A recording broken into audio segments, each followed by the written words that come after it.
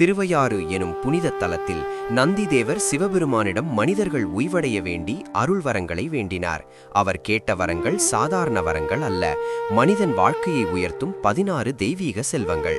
மறைகளை நிந்திக்காத மனம், சைவத்தை அவமதிக்காத நிலை, ஐம்புலன்களை அடக்கி நடக்கும் சிந்தனை, பிறவியின் துன்பத்தை உணர்ந்து அறம் செய்வோருடன் உறவு, அன்பர்கள் கேட்டால் உதவும் இயல்பு, ஞானிகள் கண்டித்தாலும் பணிவுடன் ஏற்கும் மனம், சத்தியமான உபதேசத்தில் விதி, அன்றுகள் தவறு செய்தாலும் அதையும் சிவசெயல் என உணரும் தெளிவு, மனம் வாக்கு செயல் அனைத்தும் சிவபக்தர்களுக்கே அர்ப்பணம். கனவிலும் சிவனடியாருக்கு அடிமை உணர்வு, வேறு தெய்வத்தை நினையாத நிலை, நாள்தோறும் சிவபெருமானின் புகழை பாடும் வாழ்வு, பொய்யான சமயங்களை விட்டு விலகும் அறிவு, பிறர் பொருளை விரும்பாத நேர்மை, பரதாரத்தை நாடாத தவம், நான் எனது என்ற அகங்காரம் இல்லாத தூய துறவு, இவை அனைத்தையும் மறுக்காமல் அருள்வாயாக என்று நந்தி வேண்டினார்.